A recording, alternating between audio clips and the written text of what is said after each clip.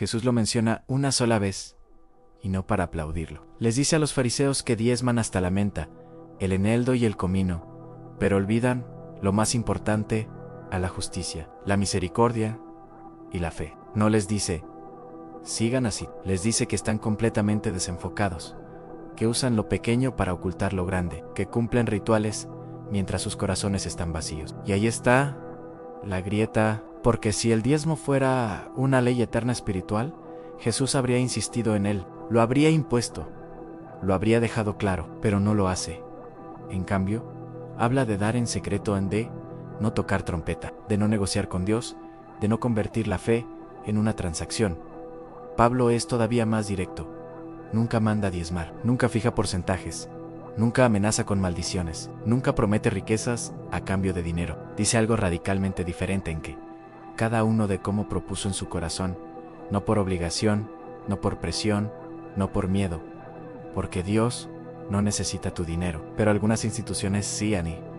Aquí es donde la historia se pone incómoda. Con el tiempo, el diezmo dejó de ser contexto, historia, cultura, y se transformó en doctrina. No porque la Biblia lo ordenara, sino porque funcionaba. Era constante, impredecible, controlable, un flujo garantizado. Cuando conviertes el miedo espiritual en sistema financiero, no necesitas coerción abierta. La gente se vigila sola. Si prosperas, dicen que fue por diezmar. Si sufres, te preguntan si fuiste fiel.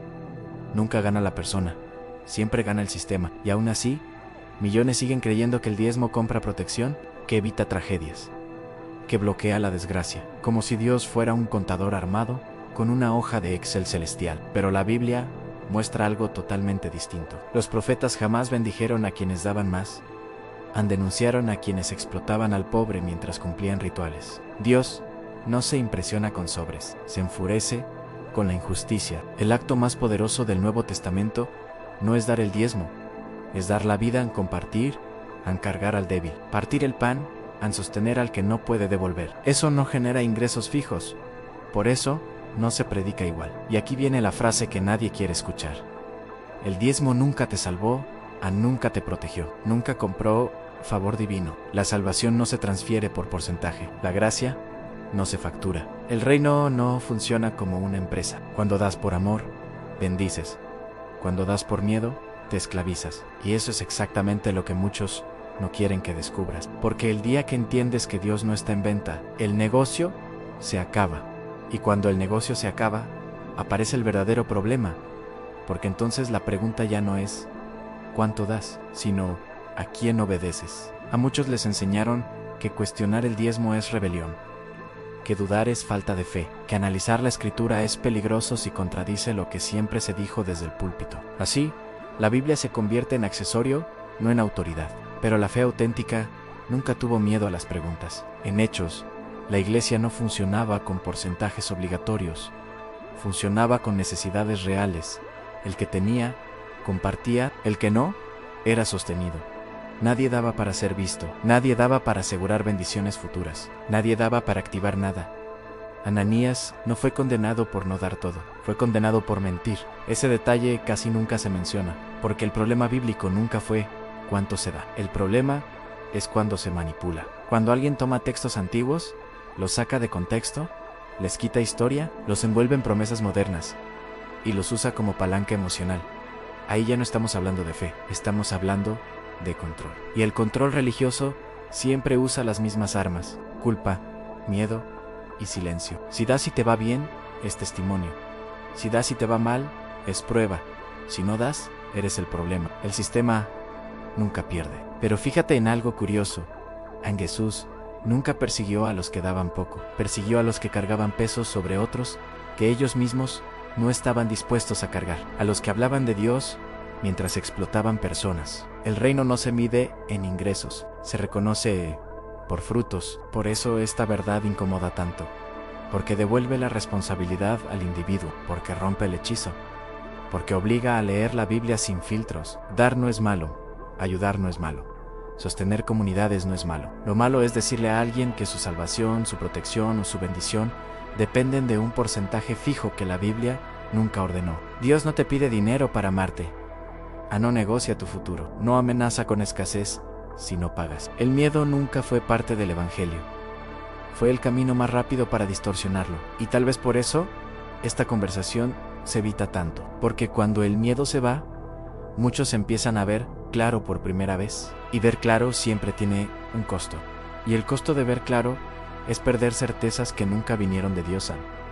Porque cuando quitas el miedo, queda la conciencia. Y la conciencia incomoda, molesta al sistema. Incomoda al discurso, rompe la narrativa de intercambio, yo doy y Dios me debe. El Evangelio jamás funcionó así.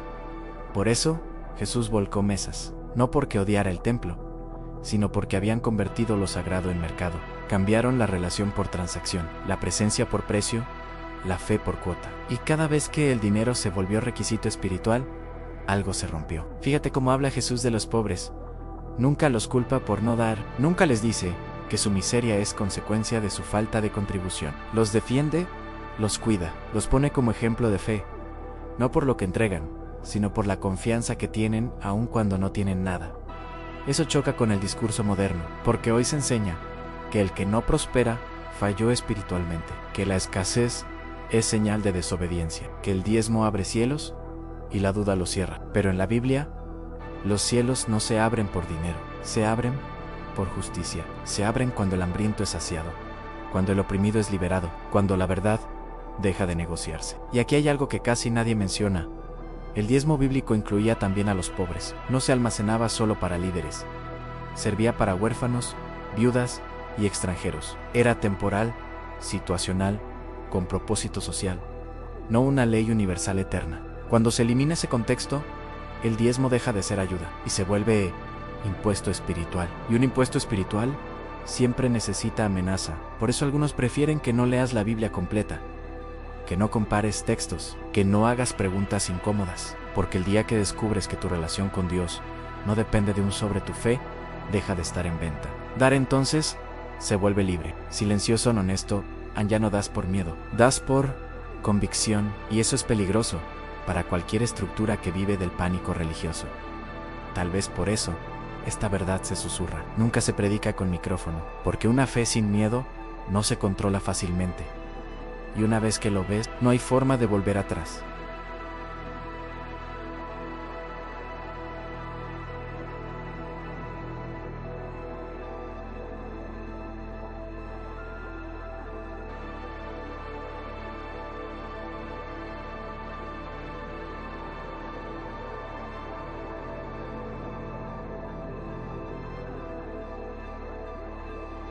Esos no suben al escenario.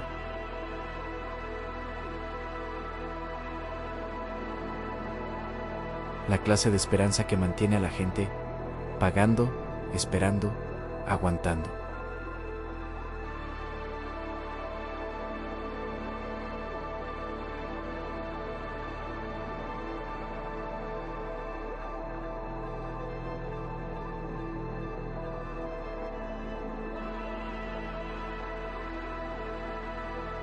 Eso rompe el relato moderno.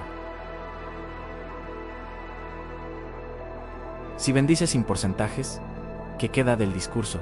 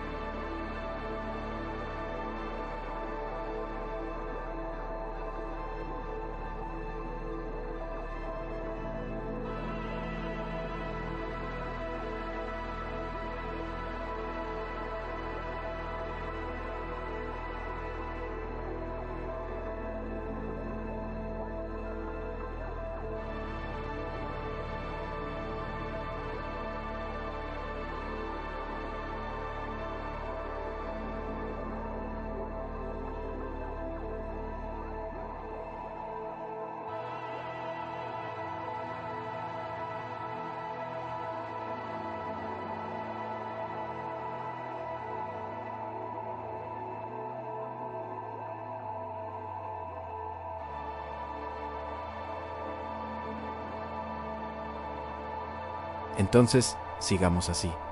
Y este cierre no es un ataque, es una invitación, porque cuando se quita el miedo, la fe respira mejor. Ya no corres para cumplir ya no das por pánico, ya no vives midiendo tu relación con Dios en porcentajes. Empiezas a entender que la fe no se paga. Se vive en que la generosidad no nace de la amenaza, sino de la compasión, que ayudar no requiere permiso de un sistema, que Dios no necesita intermediarios para amar, cuidar o sostener a nadie. Tal vez por eso, esta verdad incomoda tanto, porque no destruye la fe, destruye el negocio del miedo. Y ahora, la pregunta ya no es si das o no das. La pregunta es por qué das. Si es por amor, sigue. Si es por miedo, detente y piensa. La Biblia no te pidió silencio, te pidió discernimiento. Si este mensaje removió algo dentro de ti, no lo ignores. En Lee and Comparan preguntan. Y si alguna vez diste creyendo que comprabas protección, entiende esto: en tu valor nunca estuvo en un sobre. Y antes de cerrar este video, haz algo simple. Escribe en los comentarios lo que nunca te permitieron preguntar sobre el diezmo, no para discutir, para entendernos. Comparte con alguien que también vive con esa duda guardada. Y si quieres más contenido que no te trate como un número, suscríbete aquí. No vendemos fe, la leemos completa, porque cuando la verdad se dice en voz alta, el miedo pierde poder.